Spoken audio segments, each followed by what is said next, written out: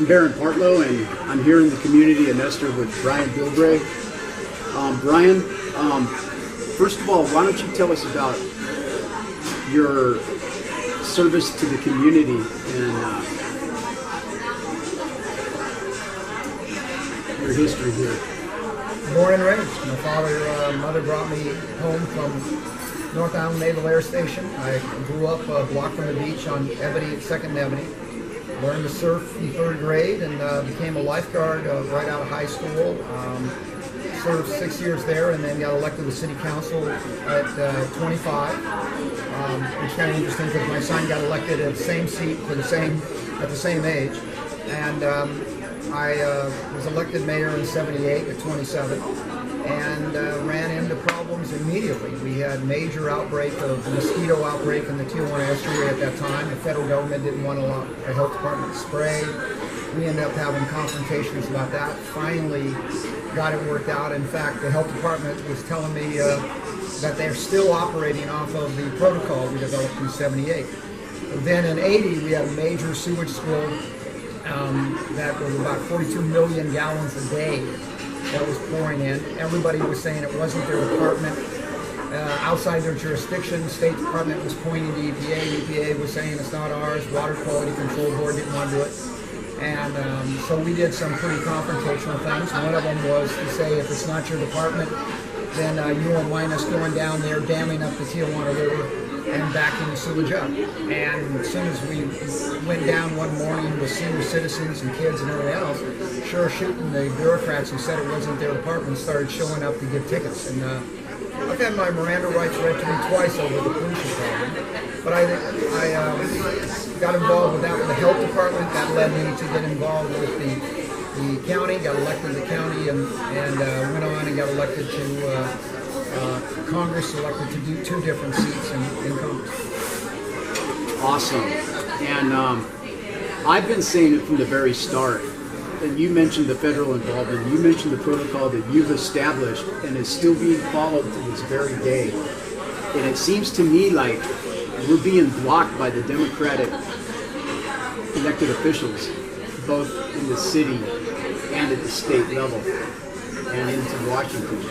They're not really getting the federal involvement that we're asking for. Well, I think the problem is across the board is that business with Mexico is more important than the environment in the United States. And if this was a U.S. company polluting a U.S. city the way this is going on, there would be health people. People would be falling over themselves to be fining and bringing punitive action against that American company. Because we're talking about Tijuana, we're talking about Mexico, they don't want to be confrontational, they don't want to be punitive. They wouldn't take that attitude if it was American business. I think that we just got to remember as Americans that there's a very, very fine line between being a nice guy and being a patsy. And there is a point where patience becomes a vice. We've passed both those lines a long time ago. Those windows are closed. Those windows have been closed, and the trouble is we are so culturally pre-programmed to say, oh no, you don't want to be confrontational because you're a bad person to do that. Frankly, there's a point where benign neglect becomes evil, and being so patient, we have really perpetuated this problem. Just remember, the pollution problem that Imperial Beach and the South Bay is facing today is not Mexico's problem. It's our problem. They just basically let it flow down and it flows out of their neighborhood. Their business as usual. They can continue to do their business, they can continue to have their commerce, they can continue to make money, and it doesn't cost them anything. In fact, they save money by dumping sewage. So what our goal has to be, and what we've got to really understand, is that we can talk nice all we want, but Mexico and Tijuana will only know we're serious and really care if we really get in their face and say, friends, don't dump sewage in the friend's yard. You know, sewage is not something you give your neighbor. And trash and sewage is an insult. And they're insulting our community, our families, our neighborhoods.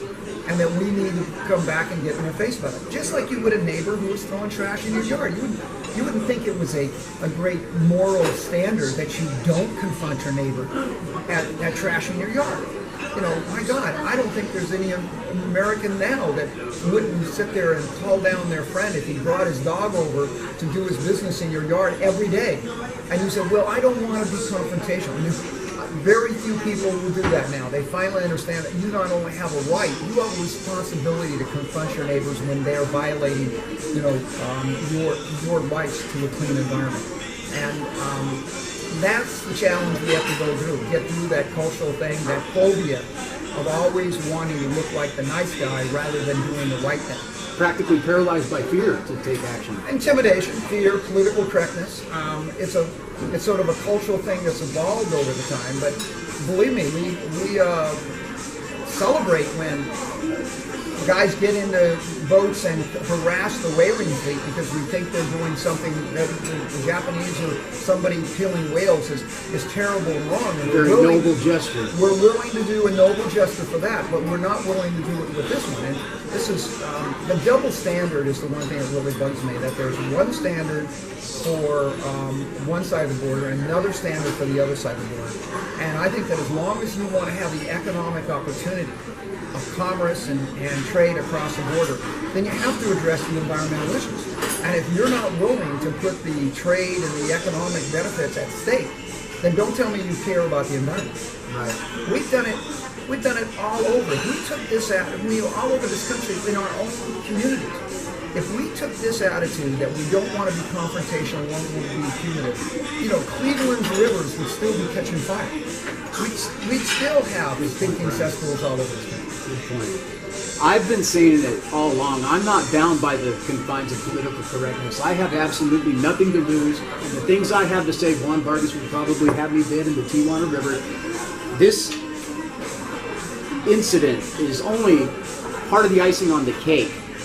To still have river flows with no rain event is adding insult to injury. And you had mentioned that the interests that they share in Mexico, and they're putting those first before the United States of America, and that this was an environmental and biological terrorist attack on the citizens of the United States. And as an American citizen, my way of life has been under attack from the country of Mexico in so many ways for way too long. And I am totally on board with you that the line has been crossed. It's time to stop being politically correct.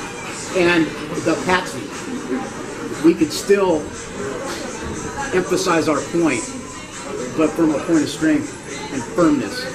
And I'm very happy that you elected to come talk to me today.